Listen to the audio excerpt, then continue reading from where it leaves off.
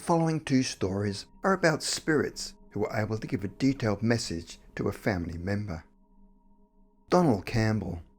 Sir Malcolm Campbell, born in 1885, was a British racing car driver who gained the world speed record on land and water during the 1920s and 1930s. His son, Donald Campbell, born in 1921, emulated his father's love for speed by holding both land speed and water speed records. In 1921, Malcolm Campbell came close to losing his life in a crash in Utah when the wheel of his racing car, the Bluebird, caught fire.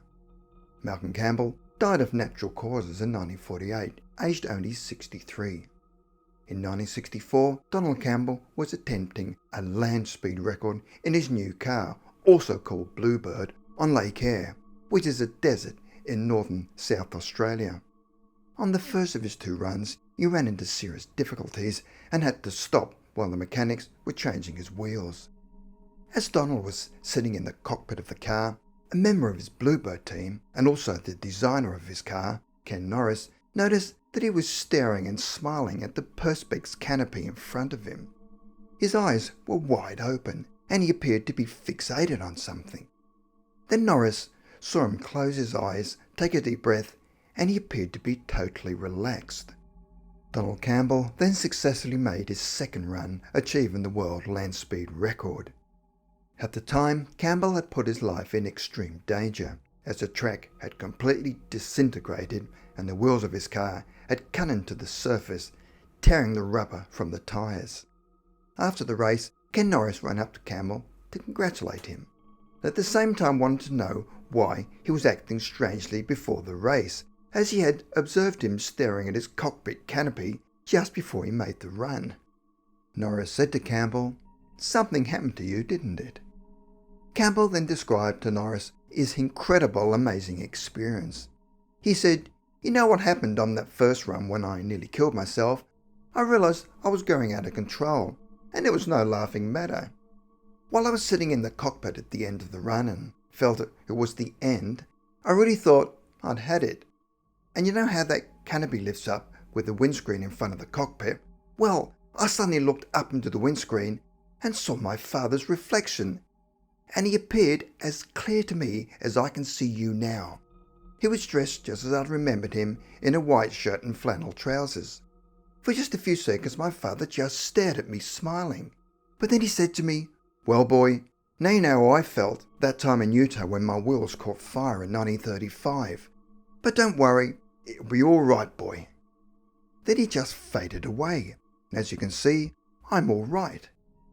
Unfortunately, Donald Campbell lost his life when his hydroplane flipped as he tried to break his own world water speed record in 1967 at Coniston Water in the Lake District in England, and the wreckage was not brought to the surface until 2001.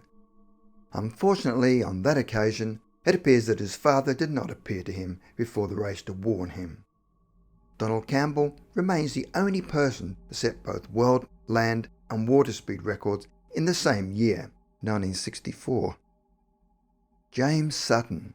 James was born in June 1884, but on the 12th of October 1907 had tragically lost his life at only 23 years of age in Annapolis in Maryland. An official investigation concluded that James had got drunk at a Navy dance and had got into a fight with some of his colleagues after driving back to the camp. The story that was given at the time said that he ran a short distance to his tent located near College Creek and came back with 2 pistols. Sutton then fired a couple of shots before his colleagues wrestled him to the ground. They later told investigators that Sutton felt remorse for his misconduct and took one of the pistols out and shot himself in the head. Lieutenant Sutton's mother lived in Portland, Oregon, and had told friends that she'd been having psychic experiences. A short time later, she was informed that her son had passed from a tragic accident. However, it came as a shock when she was informed that he'd taken his own life. A short time later, a vision appeared to her of her son, where he said, "Mama, I never shot myself. My hands are as free from blood as when I was 5 years old." James then continued to tell his mother that he had been shot by others that made the scene look as if he'd taken his own life. A short time later, the military conducted an inquiry, where it is claimed that the investigation was a model of incompetence, where investigators failed to call key witnesses, misplaced the lethal bullet, lost the victim's brain, didn't photograph the body, and never thought to do ballistic examination of the bullet to determine which .38 caliber revolver had taken Sutton's life. James Sutton was laid to rest in the Arlington National Cemetery, but in 1909 his body was exhumed to be further examined. The second investigation was held in the auditorium, which turned into a media circus, but was much more thorough than the previous investigation. A medical expert testified that it would have been impossible for Sutton to reach around and shoot himself near the top of his skull. The hearing was turned upside down when Mrs. Sutton took the witness chair and was questioned about her communications with her son's spirit, where she was able to give details of the fight and the wounds that he had received. They found that several of the wounds that James' apparition had indicated were not recorded in the Navy's medical report after his death. Unfortunately, there was no final resolution to his case and no murder inquiry. Further investigation showed that the Navy's own inquiry had been incomplete and did not investigate the reason for the fight or why the young lieutenant should have shot himself. In addition, they found that the testimonies that were given were not all consistent. It was concluded that in the heat of the moment, one of the young officers shot Sutton in a case of second-degree murder. But due to the fact that the young men were all officers and their military careers were on the line, there could very well have been a cover-up. His grave is in Arlington National Cemetery and is a tiny little stone under a huge tree.